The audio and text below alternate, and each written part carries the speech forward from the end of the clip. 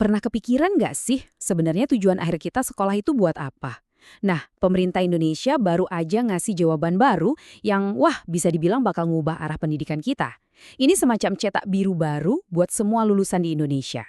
Yuk, dalam beberapa menit ke depan kita bakal bedah tuntas apa artinya ini buat kita semua, buat anak-anak kita, dan tentunya buat masa depan bangsa. Coba deh, pikirin sebentar.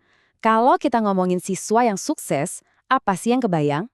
Cuma nilai bagus di rapor aja? Atau ada sesuatu yang lebih dari itu? Selama ini kan jawabannya bisa beda-beda ya buat tiap orang. Tapi sekarang, pemerintah udah menetapkan satu jawaban resmi yang bakal jadi patokan buat seluruh negeri.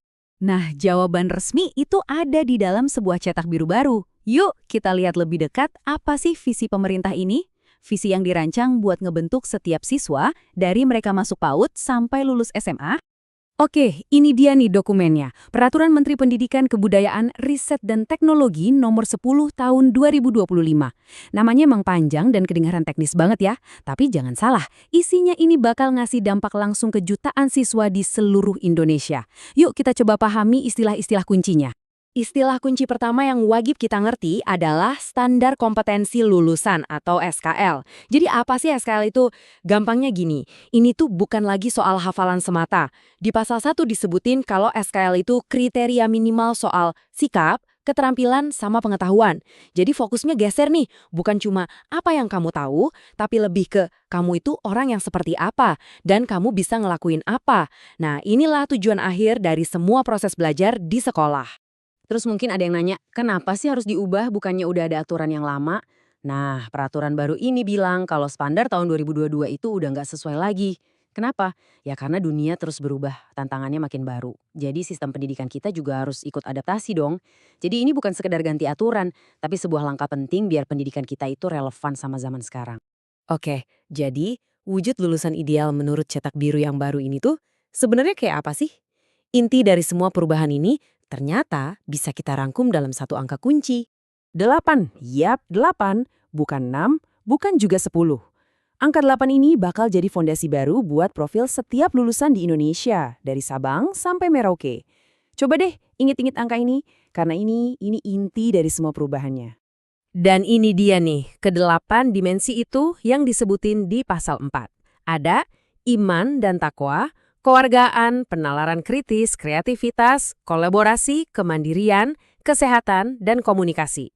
Coba perhatiin deh, ini kan bukan daftar mata pelajaran ya. Ini tuh profil karakter. Tujuannya jelas, mau ngebentuk manusia yang utuh, bukan lagi sekedar robot penghafal. Oke, ke-8 dimensi ini kedengarannya keren banget kan? Tapi pertanyaannya, gimana caranya biar bisa tercapai? Tentu ini bukan proses sulap semalam jadi. Nah, peraturan ini ngegambarin sebuah perjalanan, di mana setiap kompetensi itu ditumbuhin dan dikembangin secara bertahap sesuai jenjang pendidikannya. Coba deh kita lihat evolusinya. Kita ambil contoh satu ya, penalaran kritis. Waktu di PAUD, anak-anak cukup diajarin yang simpel-simpel, kayak ngenalin perbedaan. Begitu naik ke SD, mereka mulai belajar menganalisis masalah yang sederhana. Terus puncaknya pas di SMA, mereka ditantang buat bedah isu-isu yang kompleks dan harus pakai bukti. Pola yang sama juga berlaku buat kolaborasi dan komunikasi. Dimulai dari hal-hal dasar yang masih dibimbing guru, sampai akhirnya mereka diharapkan bisa mandiri dan aktif di tengah masyarakat. Jadi, ini benar-benar sebuah perjalanan yang dirancang secara terstruktur. Nah, yang menarik, pas masuk tingkat SMA atau sederajat, jalurnya ini kayak kebagi dua, tapi tujuannya tetap satu. Kalau SMA, fokusnya lebih ke pengetahuan akademik buat persiapan lanjut kuliah. Sementara SMK, fokusnya ke keterampilan praktis siap buat kerja. Tapi, meskipun jalurnya beda, muaranya tetap sama, ngebentuk lulusan yang punya profil 8 dimensi tadi secara utuh. Oke, kita udah lihat apa isi peraturannya dan bagaimana prosesnya. Sekarang, pertanyaan yang paling penting, terus kenapa?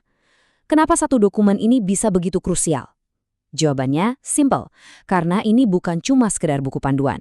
Ini adalah fondasi dari semuanya. Nah, itu dia kalimat kuncinya. Coba bayangin deh, SKL ini bukan atap rumah, tapi pondasinya. Pondasi yang bakal nentuin seberapa kokoh bangunan sistem pendidikan nasional kita ke depannya.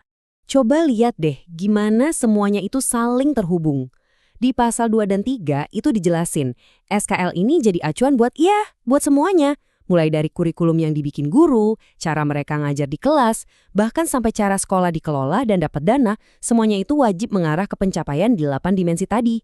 Ini benar-benar jadi pusat gravitasinya sistem pendidikan kita. Jadi cara paling gampang buat ngertiinnya gini, jangan lihat SKL ini kayak rapor yang kita terima pas lulus.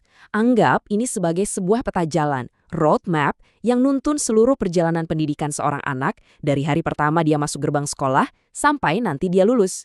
Pada akhirnya, ini semua adalah sebuah pertaruhan yang besar. Sebuah cetak biru yang luar biasa ambisius. Pertanyaannya sekarang bukan lagi apa tujuannya, karena tujuannya udah jelas.